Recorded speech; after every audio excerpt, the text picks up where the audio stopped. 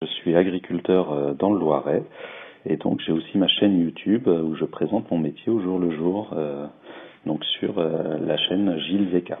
Alors ça faisait déjà quelques années que j'étais sur Twitter où j'expliquais mon métier, j'envoyais des photos et puis je me suis rendu compte petit à petit qu'il y avait un fossé entre nous, ce qu'on vivait sur nos exploitations en tant qu'agriculteurs et puis des fois les réflexions d'amis ou de gens qu'on croisait.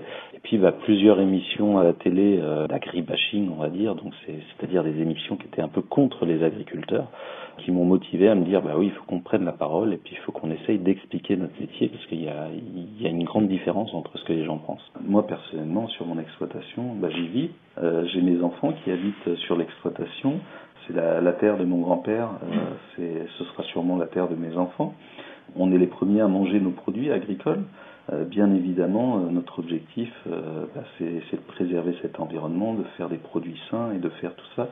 C'est ça que je veux retransmettre, c'est la réalité de ce qu'on fait au jour le jour. En fait. Si nous, on communique pas, c'est d'autres qui le font à notre place. Qu'est-ce que vous appelez l'agribashing ? L'agribashing, c'est des articles ou des émissions qui sont pour casser entre guillemets l'agriculture qu'on a aujourd'hui. Le gros souci, c'est qu'on n'a pas les mêmes objectifs.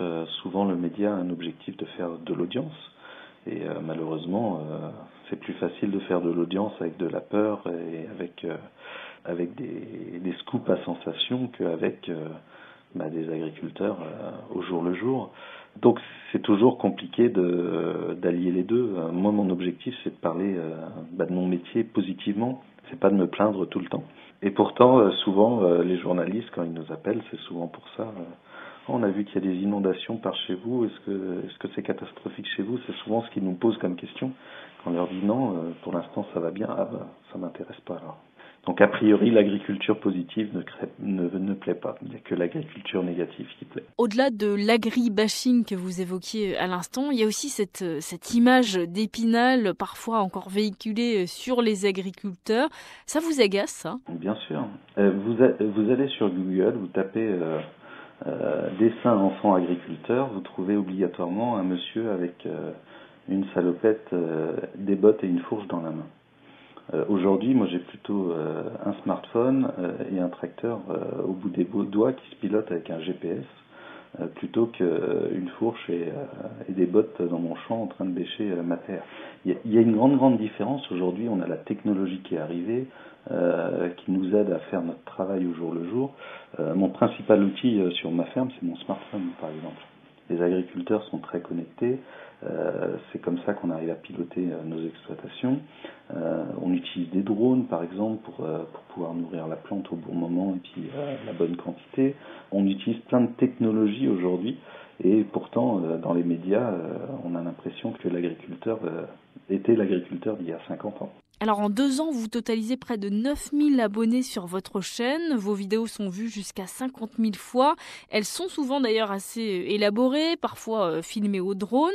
Ça prend beaucoup de temps tout ça. Est-ce que le jeu en vaut la chandelle ? Alors oui, ça me prend beaucoup de temps. Il faut facilement 3-4 heures pendant qu'on travaille pour pouvoir prendre les prises de vue, le temps de réfléchir au sujet, de faire les prises de vue, tout ça. Ensuite, il faut monter. C'est aussi souvent une soirée. Il y a une soirée que je passe où je regarde pas la télé, où je prends mon ordinateur et puis je vais faire mon montage de ma vidéo. Puis après, il y a animer les réseaux sociaux, à la diffuser, tout ça. Ça demande beaucoup de temps. Mais oui, le jeu en faut la chandelle, puisqu'il faut qu'on réussisse à communiquer sur notre métier. Alors pour expliquer votre métier, il y a bien sûr votre chaîne YouTube, les autres réseaux sociaux, mais aussi tout simplement parler aux médias traditionnels. Est-ce que vous y travaillez aussi ? Alors oui, par exemple, là il y a 15 jours pour préparer le salon, comme sur le salon on va faire des petites émissions justement avec Agri Demain, avec des journalistes pour nous expliquer un petit peu comment répondre et comment travailler un petit peu avec eux. C'est très compliqué de se retrouver devant une caméra, devant un journaliste, c'est pas quelque chose de naturel pour nous. Notre métier n'est pas de se montrer. Moi, les premières fois que j'ai fait mes vidéos sur YouTube, j'avais pas envie que par exemple mes voisins les voient, ces premières vidéos. Ça me faisait peur.